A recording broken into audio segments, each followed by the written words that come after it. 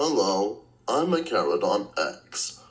and today I'm going to show you a couple of sketches I've made of some very interesting Mesozoic animals. I've now set up the ambitious goal to reach up to 1,000 subscribers by the end of this year, and I would especially appreciate your efforts to help my little channel grow if you like this video and subscribe to see more content like this. Now, let's get back to my sketch showcase. My first page of sketches consists largely of Jurassic fauna, with a notable exception of the Cretaceous Kronosaurus, and it features two charismatic dinosaurs from the famous Morrison Formation, the largest dinosaur-bearing fossil locality of North America, standing atop a couple of individuals from the three most famous pliosaur genera. So Allosaurus jimetseni, at the top left corner, is the oldest species of its genus, having only been discovered in the 90s and scientifically described 5 years ago, and it hails from the lowermost layers of the Morrison, especially in Utah and Wyoming. This is the species which the well-preserved Allosaurus specimens Big Al and Big Al II belong to, and it can be distinguished morphologically from the other major Allosaurus species, A. fragilis, for having pointier crests, a longer rostrum or snout which sometimes ends with a boxy tip, and flatter, smaller jugal or cheekbones.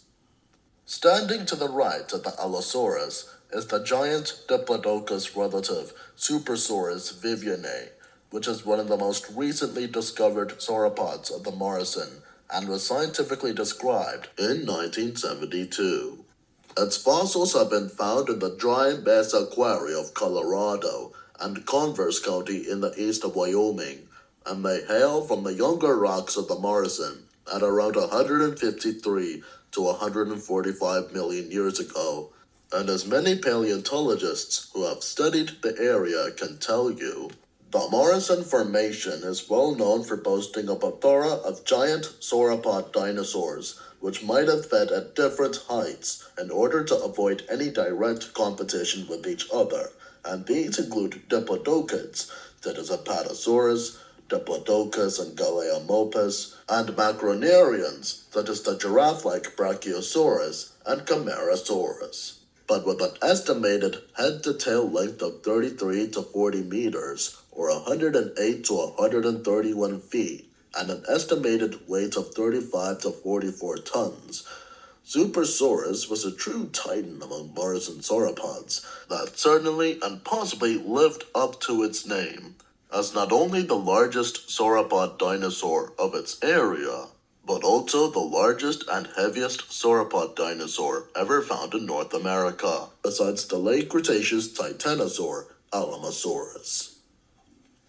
Now we're going to take a look at the pliosaurs, or more specifically, the ones in the clade Thalassophina, or sea murderers, which are the big-headed, large-bodied raptorial plesiosaurs, which terrorized the Mesozoic seas from the middle of the Jurassic at around 168 million years ago to the middle of the Cretaceous at around 90 million years ago. One of the oldest members of this family is Lorrainosaurus from the Middle Jurassic of France, and the largest thalassophenans can reach lengths of around 6 to 11 meters long and weigh up to 7 to 12 tons.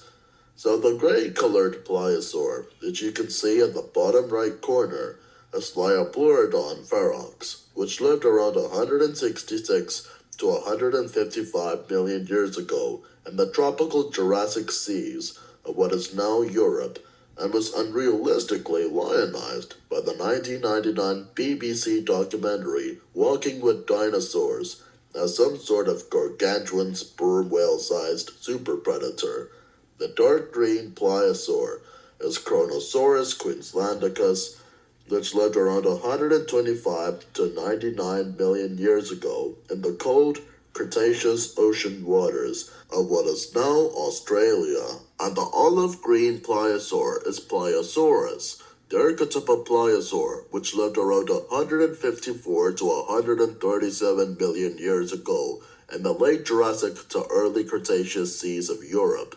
and is the first pliosaur genus ever to have been described, as well as the most species-rich, with 6 species, 2 of them depicted here, having been placed in the genus as of 2014. Liopleurodon ferox, whose name means fierce, smooth-sided tooth, was described from a single tooth in 1873 by French paleontologist Henri-Émile Sauvage, and apart from fragmentary teeth found in parts of Central Europe and Russia, more complete fossils, such as skeletal remains hailing from the Oxford Clay Formation of England and the Paris Basin of France, have since been attributed to this genus. Liopleurodon measured around 6 to 10 meters long, and in the Oxford clay, where the most complete fossils of this pliosaur have been found, it would have shared its habitat with the large ichthyosaur Ophthalmosaurus, a host of smaller plesiosaurs such as Cryptocleides and Aerodosaurus, the giant filter-feeding fish Leadsichthys problematicus, and sea-going crocodiles such as Thalattosuchus and Tyrannoneustes.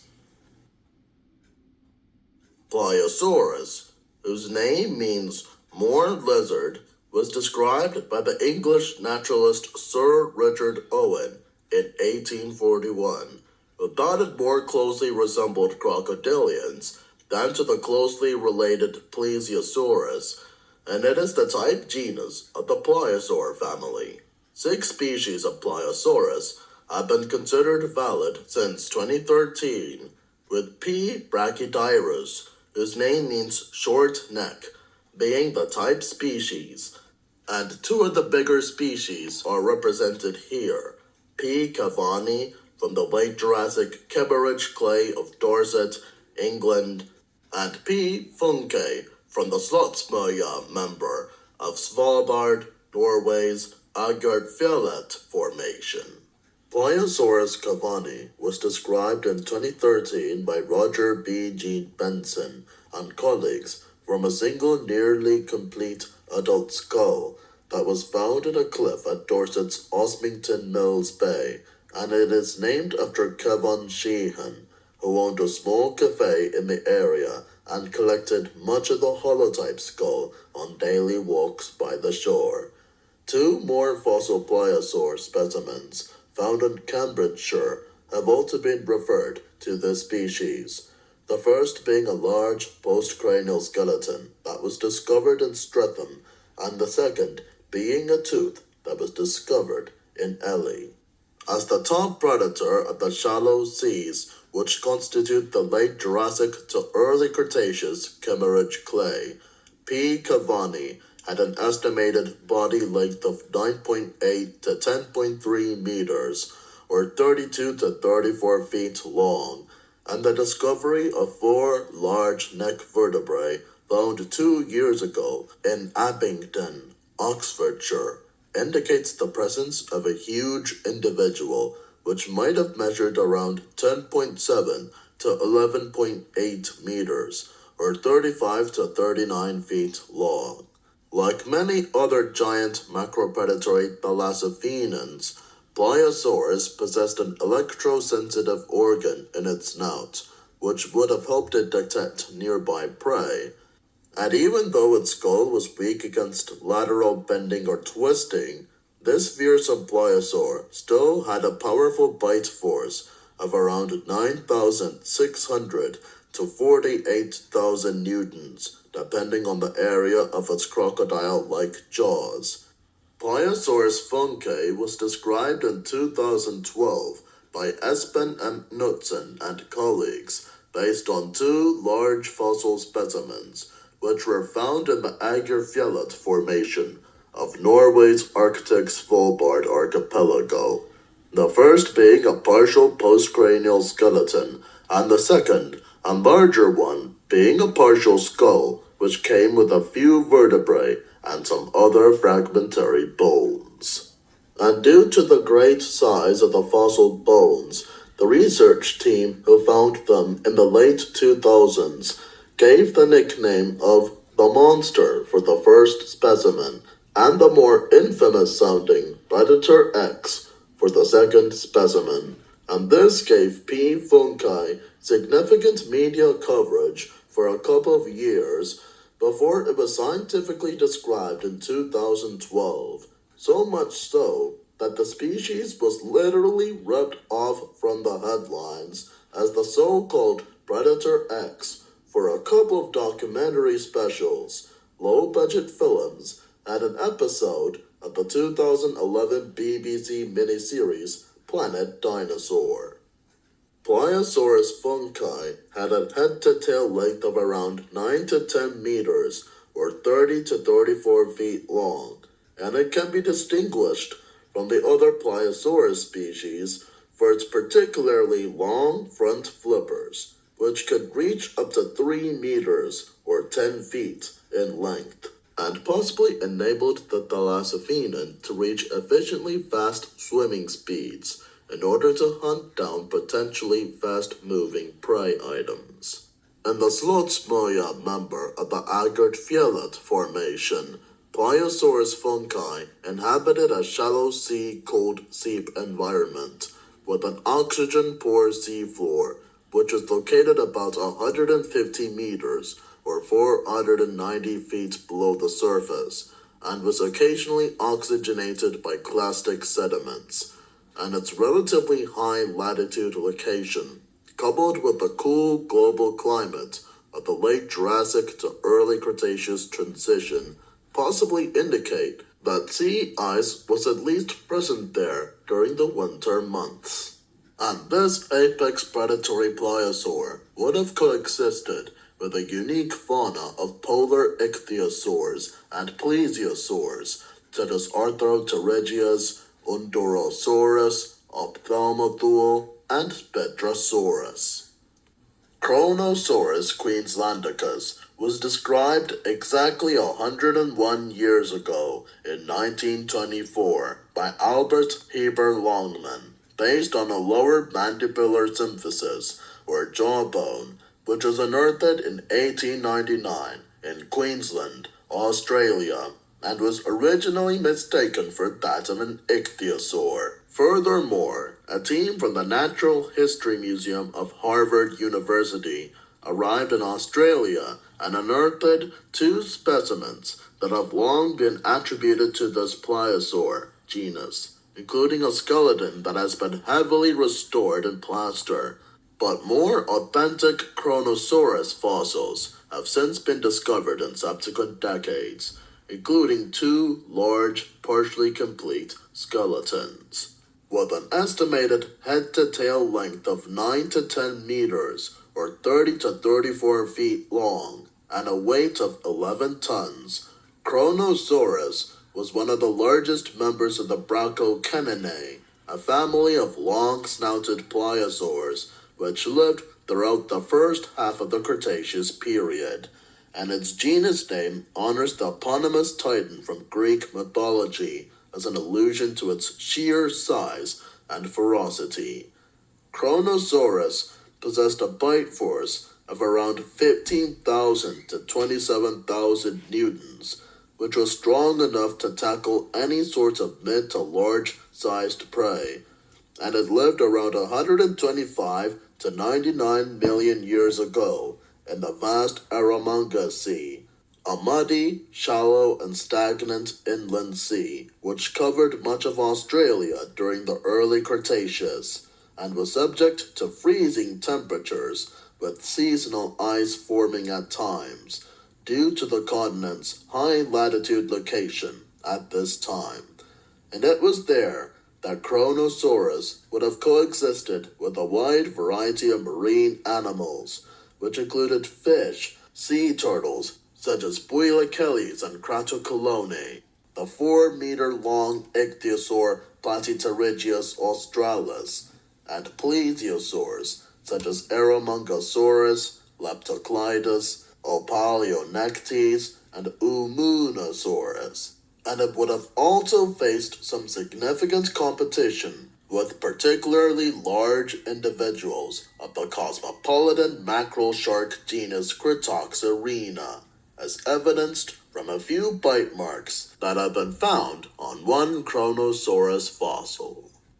Some other fossils found from the area which was once covered by the cold Eromanga Sea have been found of Kronosaurus preying on sea turtles and plesiosaurs, including one Eromangosaurus skull, which shows signs that it was crushed by the jaws of this giant pliosaur. And one particular fossil has also shown that Kronosaurus certainly did live up to the ferocious reputation of its mythological Greek namesake, for a juvenile Kronosaurus skull has been found with bite marks which indicate that it was fatally attacked by an adult, and proves that this giant pliosaur was highly aggressive or cannibalistic towards smaller members of its own kind, and possibly during territorial disputes between adults of either sex. Kronosaurus thus enjoys a cult-like but legendary status among some paleontology enthusiasts and marine reptile fans, as not only one of the most awe-inspiring pliosaurs of all time, but also as one of the most awesome marine reptiles of the entire Mesozoic era.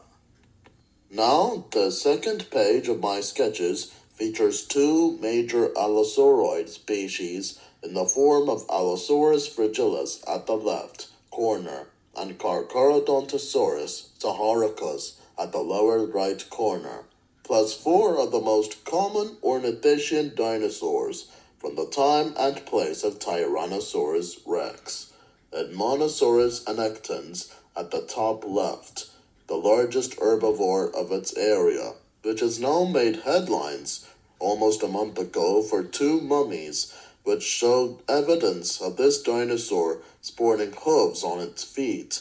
Triceratops at the bottom left, a complete skeleton of which has recently been found with a slender-legged tyrannosaur that will one day be placed in the controversial genus Nanosaurus, and two smaller herbivores in the form of Thescelosaurus and the pig-sized Leptoceratops at the top right.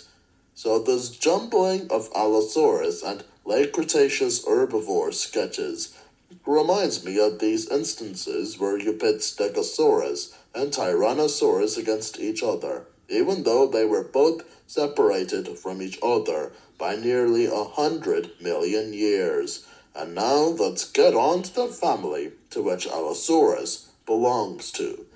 So the Allosauroids, which were previously called the carnosaurs, or meat lizards, can be distinguished from other theropod families for possessing a pair of tall crests which jut right above their eyes, and they were one of the two main groups of macropredatory theropod dinosaurs, which dominated the middle of the Mesozoic, besides the Megalosauroidea, which consists of megalosaurids, such as Megalosaurus and Torvosaurus, and Spinosaurids, such as Baryonyx and Spinosaurus. And by the second half of the Cretaceous, their niches had been taken over by the Tyrannosauridae in North America and Asia, and by the Apellisauridae and Megaraptora in the southern hemisphere.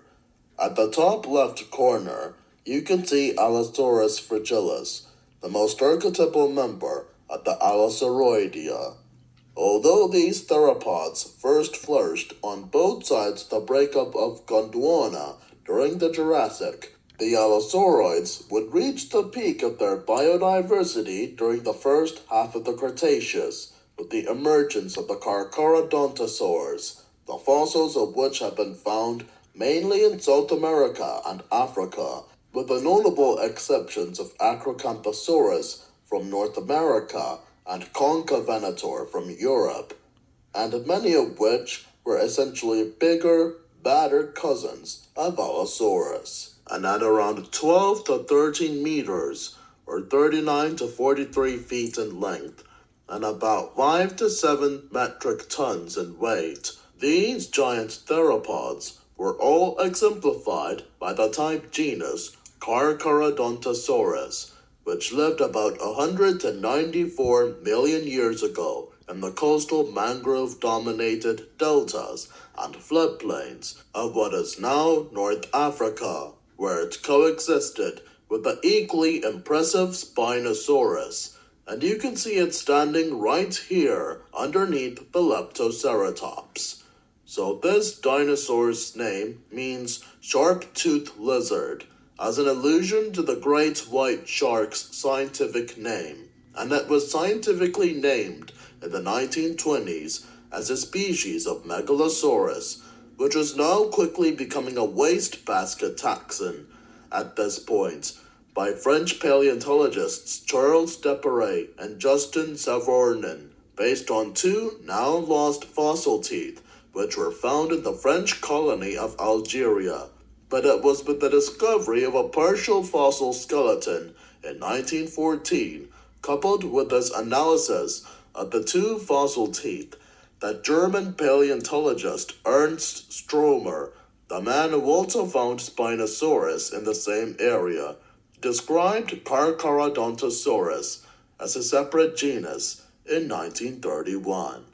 Although the holotype fossil was unfortunately destroyed during the Second World War, alongside that of Spinosaurus, many photographs of it do survive, which have allowed a new generation of paleontologists to place it under the new genus Tamaryraptor this year. And 30 years ago, in 1995, a large, incomplete skull with teeth which perfectly resembled those of a holotype was found during an expedition to the Kem beds by Paul Zarino, and has now become the neotype specimen of Carcharodontosaurus as of 2007.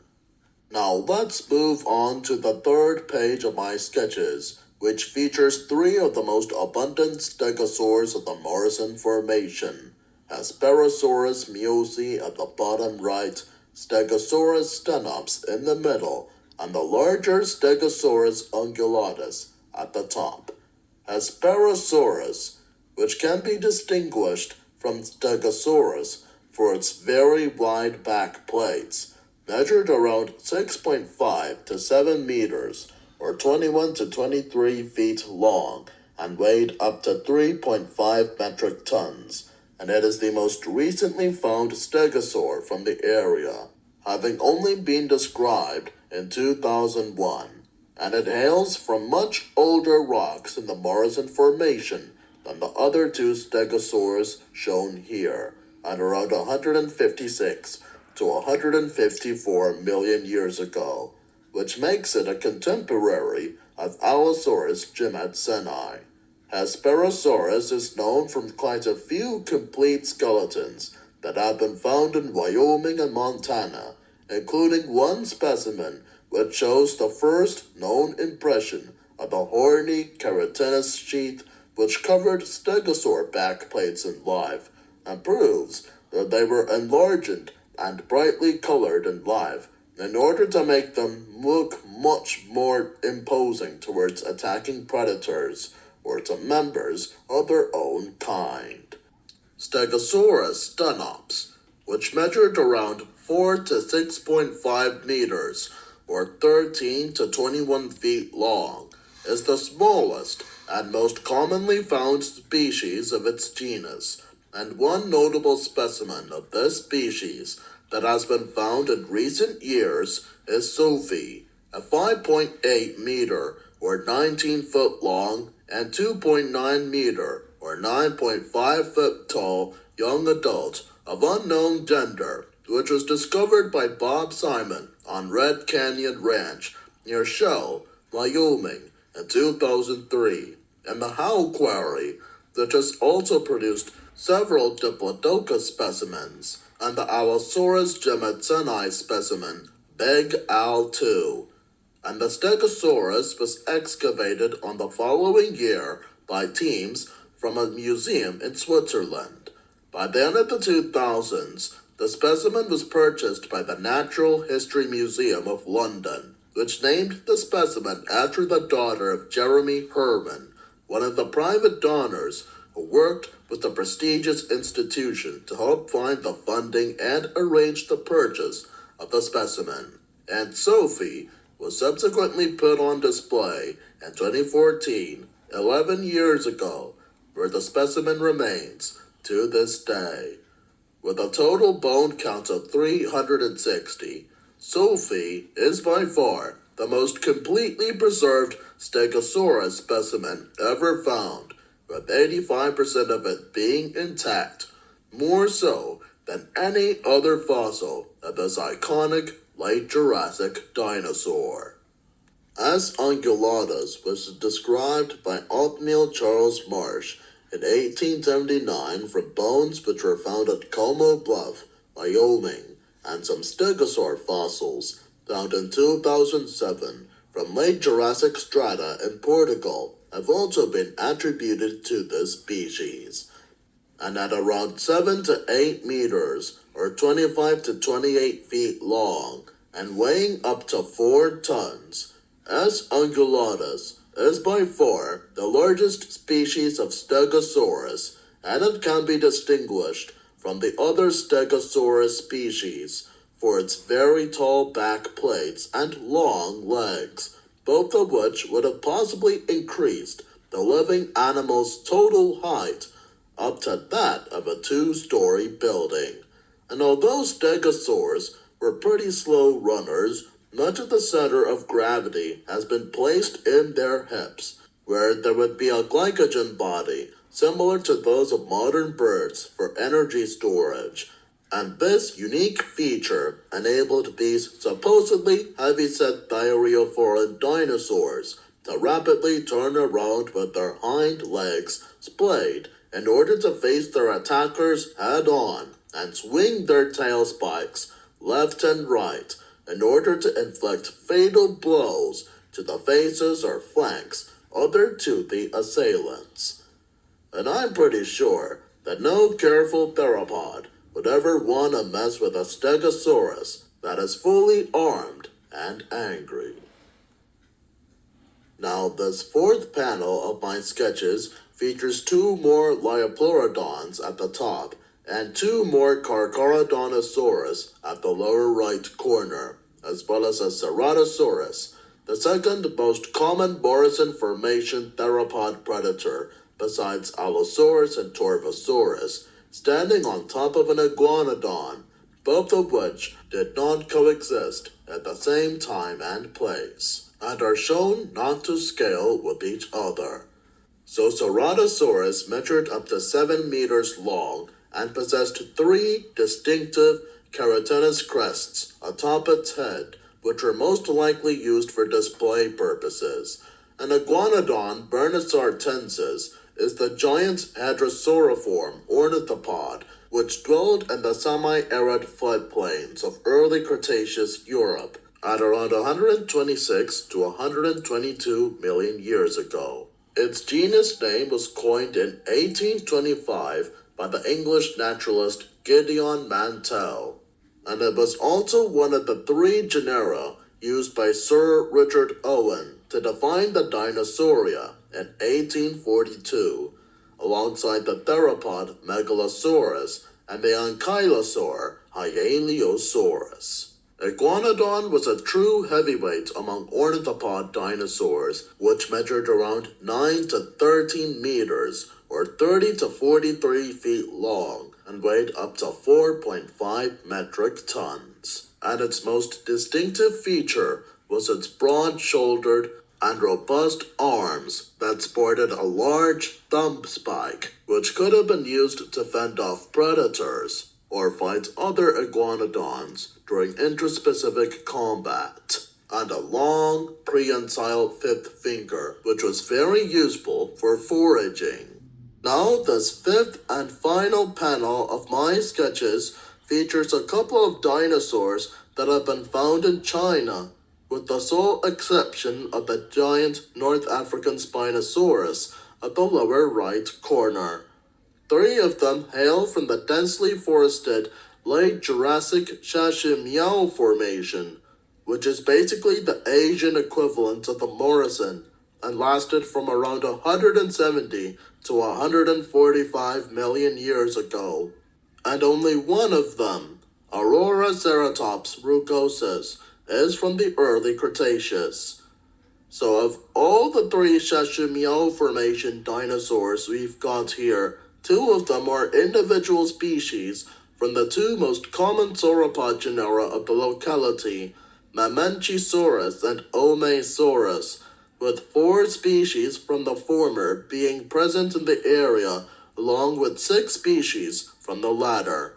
And as members of the Mamenchisauridae, they are unique among other sauropod families for possessing very long necks, which could have been used to reach for the leaves of very tall trees.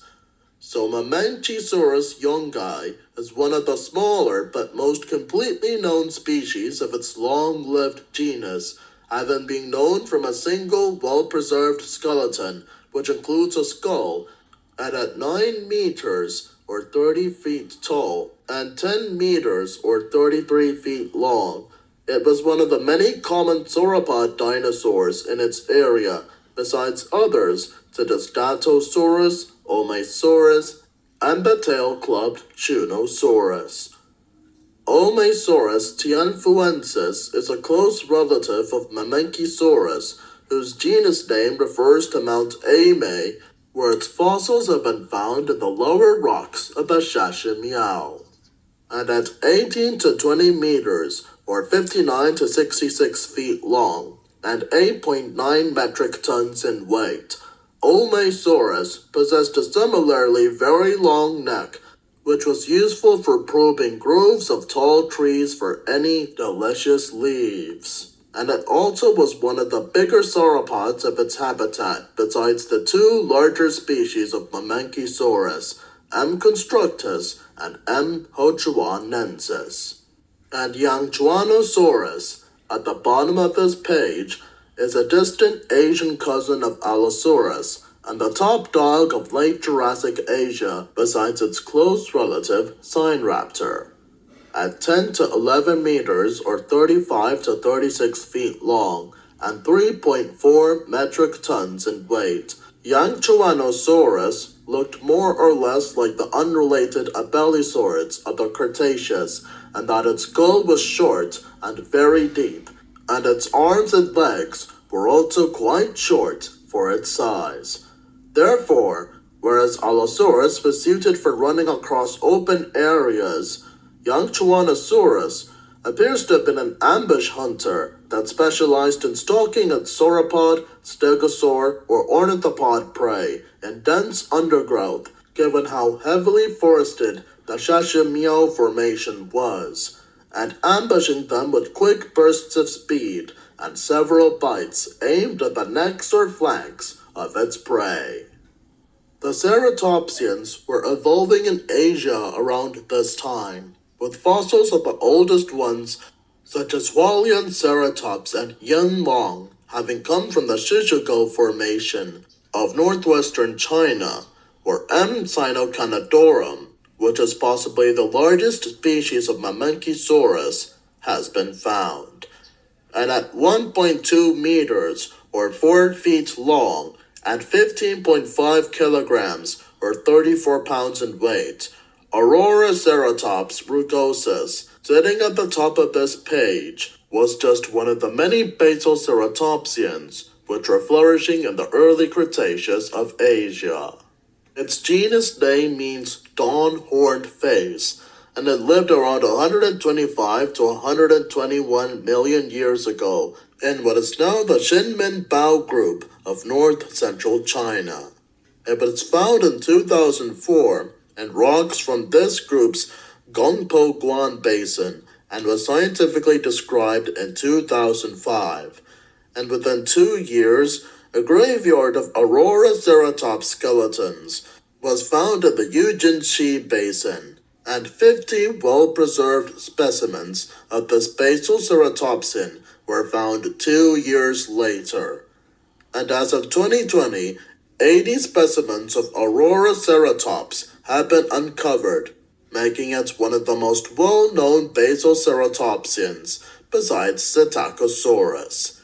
And as a major component to the Shinmen-Bao group's diverse Mazongshan dinosaur fauna, this little ceratopsian would have coexisted with the very similar Archaeoceratops, as well as coelurosaurs, such as the giant ornithomimosaur Beishan Long, the primitive tyrannosaur Shongguan Long, and the therizinosaur Sujosaurus, as well as the Somphospondylan sauropods Golbatitan and Kiawan Long, and the ornithopods Equijubus, Gompoguansaurus, Shuwo Long, and Gintasaurus.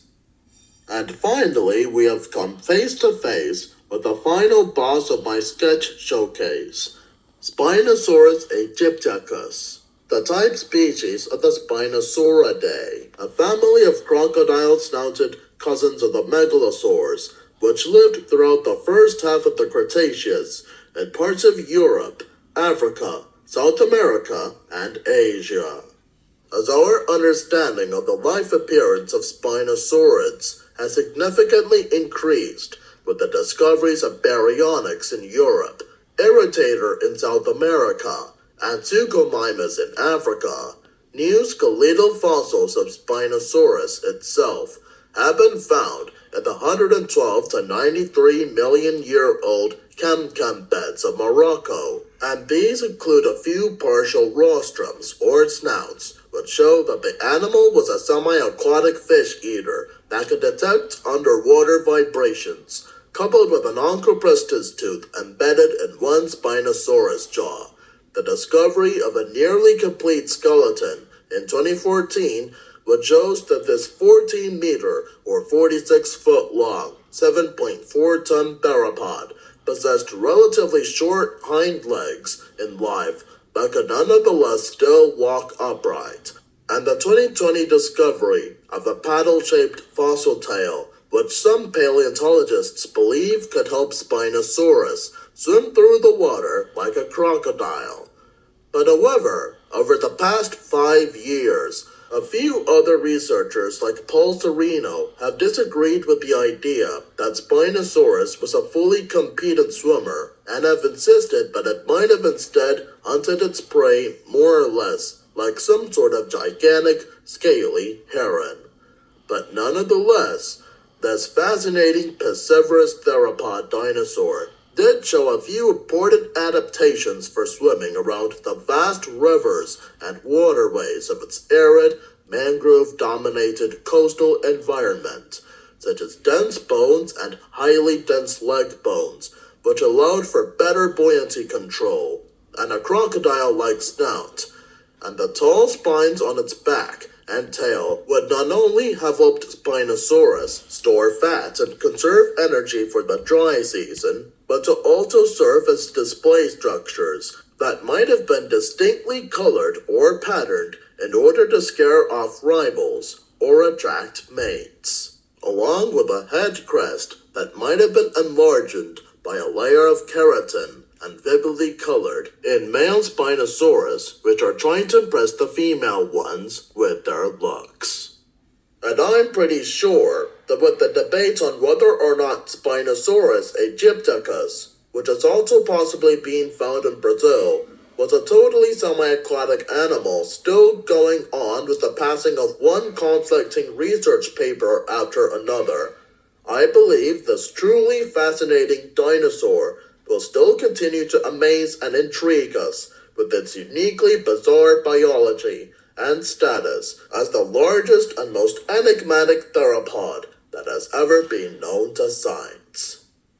Now we have come to the end of our sketch showcase. I would want to thank you all for staying this far and learning a thing or two about all the amazing Mesozoic creatures I've drawn so far for the making of this video. And since I'm trying to achieve my goal of reaching 1,000 subscribers by the end of this year, I would gladly welcome your much-needed efforts to support my channel and help me grow as a small and humble content creator, if you can subscribe to see more amazing stuff like this. And with the establishment of my own Patreon in mind for the near future, I'll see you soon and wish you all a happy Thanksgiving.